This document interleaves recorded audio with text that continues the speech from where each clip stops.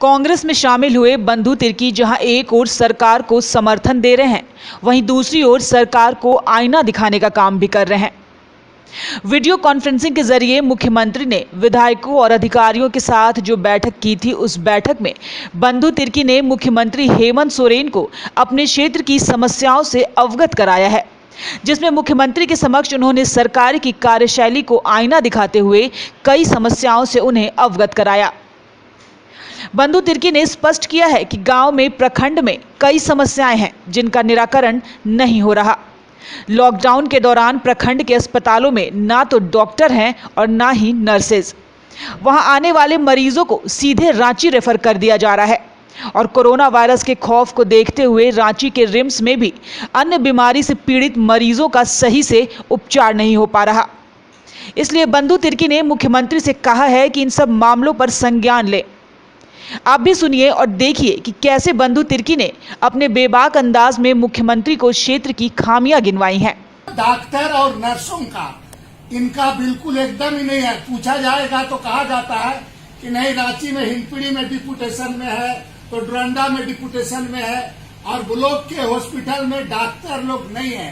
नतीजा क्या हो रहा है कि ऐसे भी छोटे मोटे बीमारी से लेकर उनको दवा नहीं मिल रहा है। मेरे पास एक कागज है मुख्यमंत्री महोदय, ये करीब आपका 15 दिन से ये सिविल सर्जन लोग प्रखंड के जो चिकित्सा प्रभारी सिविल सर्जन को चिट्ठी लिखा है दवा उपलब्ध कराने के लिए, ना वैक्सीन है। और हाल के दिनों में आपने सुना होगा कि बेड़ों में 2 सांप काटने से 2 लोग मारे गए, चूंकि आपका उसमें वहां पर आपका वैक्सीन के अभाव में। तो इसी तरह से दवा कम से कम वहां पर उपलब्ध कराया जाए, और जो भी डॉक्टर हैं वे डॉक्टर लोग वहां पर कम से कम रहे। और हर केस को रांची रेफर कर दिया जा रहा है।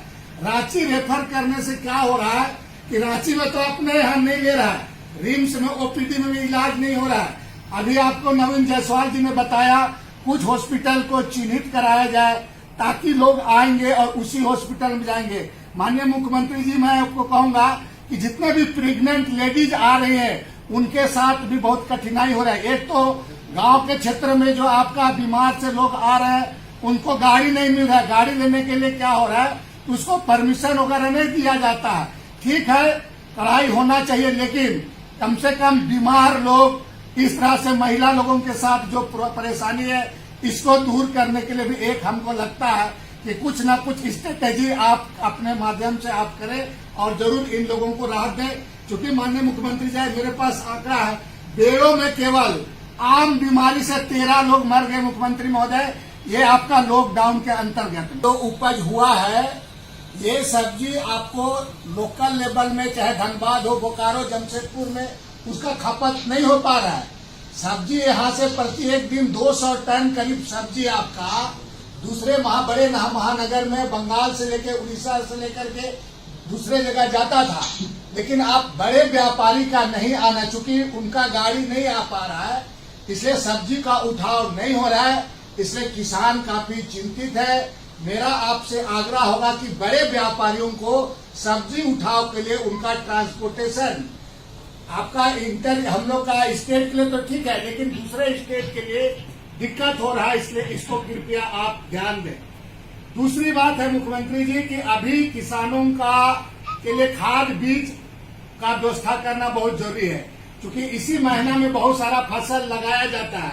मेरा आपसे आग्रह होगा कि प्रत्येक जगह जहां जहां भी ग्रामीण क्षेत्र में आपका खाद बीज का दुकान है, कृपया उसको खोलने का अनुमति दे दिया जाए ग्रामीण इलाके में। इसके लिए भी आप थोड़ा सा विचार करेंगे। तीसरा बात है माननीय मुख्यमंत्री जी की ओलावृष्टि हुआ और बेमौसम बारिश हुआ और जिससे किसानों का बहुत फसल का बर्बाद हुआ है, लेकिन अभी तक आकलन नहीं हुआ है माननीय मुख्यमंत्री महोदय।